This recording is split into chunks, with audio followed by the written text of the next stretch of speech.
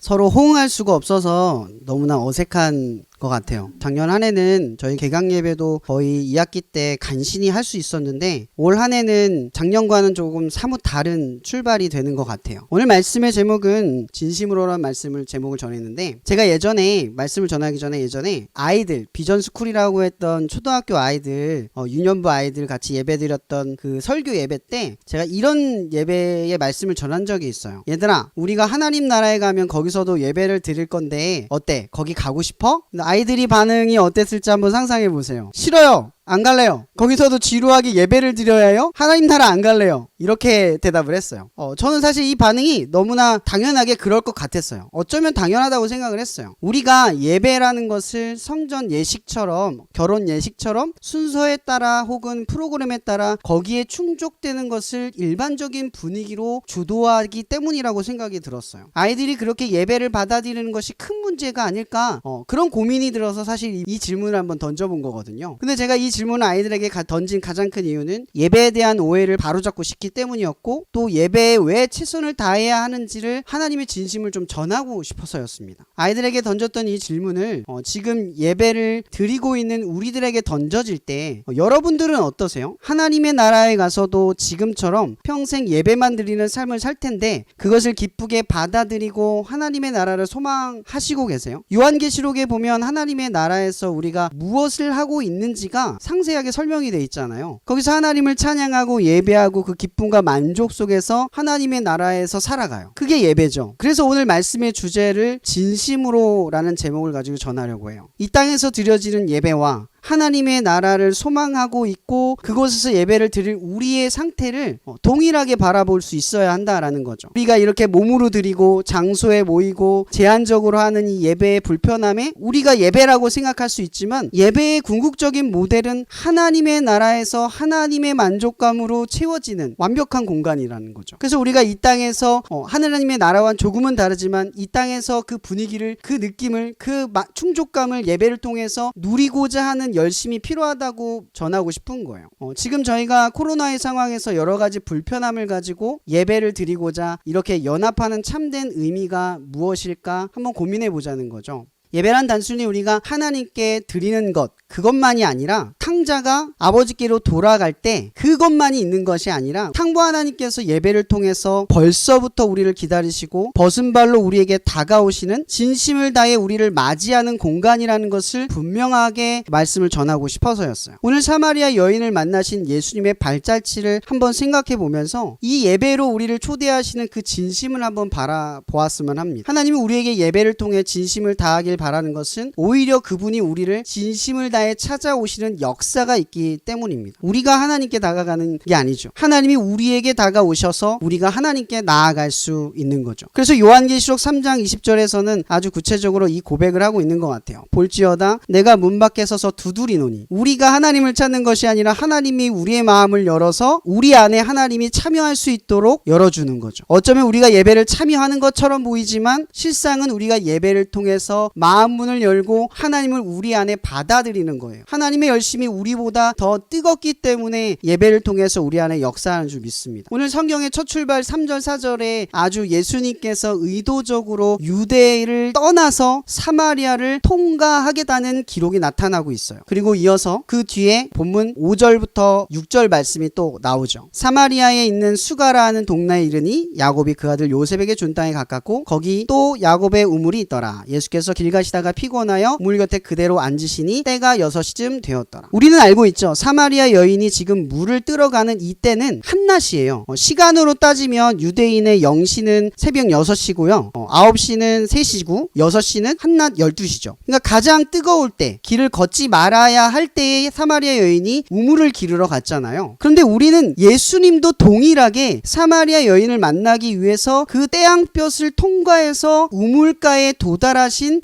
발걸음을 한 번도 생각해보지 못했던 것 같아요. 예수님께서 지금 어떻게 6절에 표현하고 있냐면 예수께서 길 가시다가 피곤하여 라고 정확하게 기록을 하고 있어요. 예수님도 피곤했다는 거죠. 인간이신 예수, 하나님의 아들이 인간이신 예수가 되셔서 사마리아 여인을 만나기 위해서 그 힘든 발걸음을 옮기셨다라고 하는 거예요. 저는 여기서 그러한 특별한 생각을 한번 해봐요. 이름도 없는 여자, 어쩌면 특별히 이렇게 만남을 가져서 오늘 본문의 이야기를 끌어갈 만큼 대단하지도 않은 이 인물을 예수님께서 만나기 위해 한낮에 떼양볕을 지나치고 우물 곁에서 그 여인을 기다리는 그 모습을 한번 상상해봤어요. 얼마나 기진하고 얼마나 뜨겁고 힘든 목마름 속에서 그 여자를 기다리고 있었을까. 이 예배를 통해서 우리에게 만나려고 하시는 그 하나님의 모습이 동일하게 느껴졌어요. 주님도 이렇게 우리를 만나기 위해서 우리와 같이 그 예배 자리를 통해 우리의 열리지 않는 마음을 열어 젖히기 위해서 그 뜨거운 태양빛을 건너오신 예수님처럼 우리에게 다가오시는 것이 아닐까. 우리는 쉽게 그런 생각을 하지 못하잖아요. 예배를 우리의 힘으로 우리의 능력으로 우리가 시간이 되면 드릴 수 있다고 그 전까지 생각했어요. 저는 코로나 전과 이후에 예배에 대한 생각이 완전히 달라졌어요. 코로나 전에는 예배의 주권이 마치 내게 있다고 느껴진 것 같았어요. 내가 가면 예배를 드린다고 늘 생각했어요. 그런데 코로나가 일어나고 나서 교회를 갈 수 없고 예배를 드릴 수 없고 모일 수 없게 되니까 깨달았어요. 하나님이 지키셔서 가능했구나. 내가 드려서 예배가 되는 게 아니었구나. 하나님이 허락하셔서 드릴 수 있었구나 라는 생각이 들었어요. 이처럼 우리가 이 캠퍼스 안에 또한 부르심을 받았어요. 우리가 예배를 통해서 하나님을 만나신 것처럼 예수님은 우리에게도 말하죠. 내가 너희에게 한 것처럼 너희도 서로 사랑하라. 이 예배를 통해서 우리에게 만나 주신 것처럼 캠퍼스의 수많은 영혼들에게도 태양볕을 통과해서 만나기를 원하시는 하나님의 진심이 저와 여러분에게 있다라는 거죠. 코로나의 상황에도 불구하고 모든 사람이 우리를 불편하게 바라보는 그 상황임을 알고 있음에도 불구하고 그리스도의 복음을 전하는 일에 우리가 부르심을 받고 있다라는 거죠. 우리가 다른 사람에게 나아갈 때도 이 예배처럼 진심을 다해서 나아가야 함을 깨닫습니다. 9절에 보면 이런 말이 있어요. 유대인이 사마리아인과 상종하지 아니함이로라. 아주 명확하게 나와 있는 것 같아요. 상종하지 않는다. 쳐다도 안 본다는 거죠. 관계하지 않는다라는 거죠.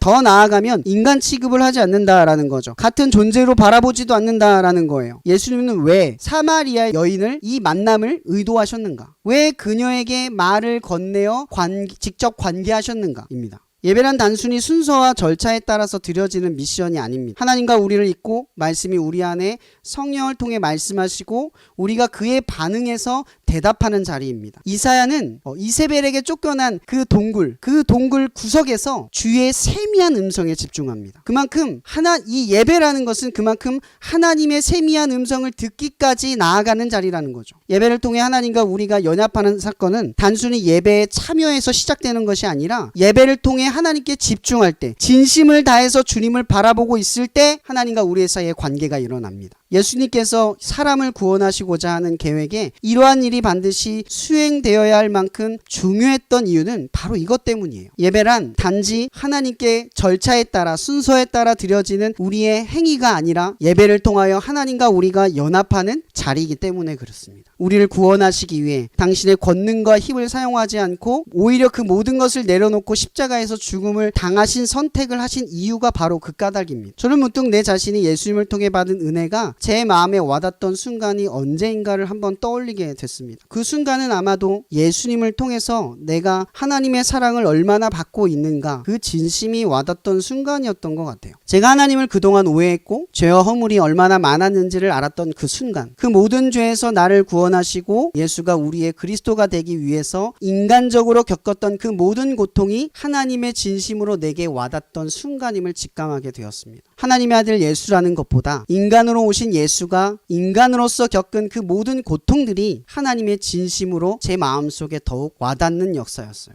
인간적인 예수를 통해 하나님의 진심을 느끼게 됩니다. 오늘 이 사마리아 여인이 예수님을 구주로 받아들일 수 있었던 가장 큰 사건의 이유는 바로 하나님의 아들이신 예수가 인간으로 우리와 함께 하시고 대화하시고 우리를 동등하게 여겼다는 사실 때문입니다. 빌립보서 2장 8절에 이런 말이 있죠. 너희 안에 이 마음을 품으라 곧 그리스도의 마음이니 그는 근본 하나님의 본체시나 하나님과 동등됨을 취할 것으로 여기지 아니하시고 오히려 자기를 비워 종의 형체를 가지사 사람들과 같이 되셨 오셨고 사람의 모양으로 나타나사 자기를 낮추시고 죽기까지 복종하셨으니 곧 십자가에 죽으심이라. 유대인들은 사마리아인을 상종하지 않았어요. 그러나 그 유대인이신 예수님께서 사마리아 여인을 어떻게 대하셨는가를 빌립보서의 말씀을 인용하여 우리는 이해할 수 있습니다. 예수님은 지금 사마리아 여인의 처지처럼 사실 오히려 십자가의 죽음을 당하실 예수님은 그 여인보다 더 낮은 자리로 가셨지만 그 여인과 동일한 자리로 만나셔서 그와 대화하시고 그와 관계하셨다라는 거예요. 사마리아 여인에 대한 예수님의 진심을 바라봅니다. 지금 예배를 통하여서 하나님과 우리가 진심을 다한 관계를 나누고 있는 것인지 고민해 보자는 겁니다. 사마리아 여인에 대한 예수님의 진심을 다한 섬김은 보내심을 받은 캠퍼스를 향한 또 하나의 진심으로 당연스러운 요구를 우리는 느끼게 됩니다. 예수님께서는 그 사마리아 여인을 만나 단순히 그 여인만을 만나신 것만이 아니라 그 여인을 통하여 사마리아의 동네에 그 이야기를 전파하여 들은 모든 이에게 예수가 그리스도라는 사실을 선언하였습니다. 마찬가지로 우리는 그 예수님을 만난 사마리아 여인의 기쁨을 머금고 또한 캠퍼스의 자리에 나아가서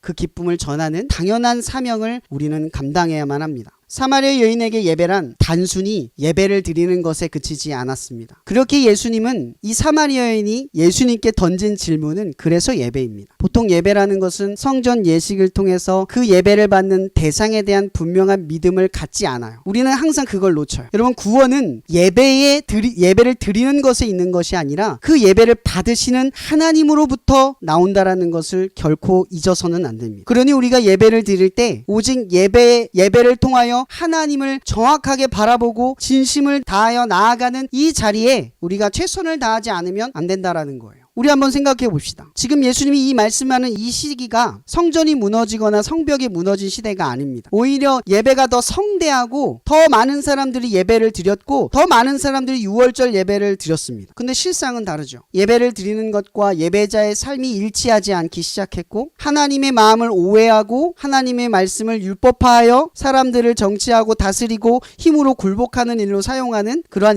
참상이 벌어지기 시작했던 시대예요. 예배가 삶이 되어야 되고 그 삶은 다시 예배로 드려져야 하는데 다시 예배로 드릴 수 없는 그 예배로 전락해 버린 게 바로 예수님이 말씀을 전하는 이 시대의 상황입니다. 그래서 예수님이 사마리아 여인에게 말한 겁니다. 그때에는 이것도 저것도 아니요 영과 진리로 예배할 때가 올 것이다. 그게 오늘 24절의 말씀이죠. 예배는 더 이상 어느 곳에 드리냐 어떤 사람들이 드리냐가 아닙니다. 영의 주체 즉 성령으로 예배를 드릴 때 그게 예배라는 거죠. 성령이 함께하지 않으면 예배가 아니라는 겁니다. 아무리 화려하고 성대하고 절차에 따르고 완벽하게 예배를 드려도 성령을 통해서 드리지 않으면 하나님이 인정받지 않는 예배를 드리면 하나님이 받을 수 없는 예배라는 거예요. 더 이상 장소와 시간에 따라 예배가 정의될 수 없다라는 거죠. 오직 예배는 하나님의 영이 주체가 되어서 드리는 공간이라는 겁니다. 그러나 성령은 어떤 것입니까? 관계하는 것입니다. 하나님이 여러분 마음에 관계하시고 또한 우리의 마음이 하나님께 도달하는 것이 바로 성령의 주체로 드리는 예배입니다. 바로 하나님께 예배를 영과 진리로 드린다, 진심으로 드린다라는 말은 하나님의 영이 주체가 되어서 우리의 마음을 하나님께 진심으로 다하지 않으면 예배가 아니다. 너무 무서운 경고일 것 같아요. 하지만 지금 우리들에게는 너무나 필요한 말씀인 것 같아요. 더 정신 차리고 예배를 드려야 하는 우리의 마음의 다짐을 고민하게 될 것 같아요. 하나님이 우리를 위해서 우리가 하나님을 위해 진심으로 드려지는 관계의 장소 그것이 바로 예배입니다. 우리가 만약 하나님의 나라에 가서도 동일하게 이같이 예배를 드릴 수 있다면 그것은 이 땅에서 그 기쁨을 알고 이해하며 하나님의 나라로 도달했기 때문이라고 생각해요. 여러분 예배를 통해서 무엇을 바라보고 계십니까? 지금의 시대는 넘쳐나는 정보와 풍요로움 중에서 공허함과 허기짐을 오히려 감추지 못합니다. 오히려 넘쳐나는 것들을 통해서 우리는 진짜와 가짜를 분간하기가 참 어려운 시대를 살아가고 있어요. 마음도 그렇습니다. 예배는 많아지고 수많은 관계도 모임도 많아집니다. 그러나 우리의 진심은 흔하지 않는 것이 우리의 현실입니다. 우리가 교회를 다니는 것만으로 우리의 신앙심을 증명할 수 없습니다. 우리가 그리스도인이라고 스스로 말하는 것만으로 빛과 소금임을 인정받을 수 없습니다. 형식이 만약 그릇이라면 진심을 담는 그릇은 그 그릇의 본질을 말할 수 있습니다. 예배를 통해 담아내는 그것이 우리의 믿음을 증명합니다. 우리는 하루의 일상에서도 수많은 사람들과의 관계를 지나칩니다.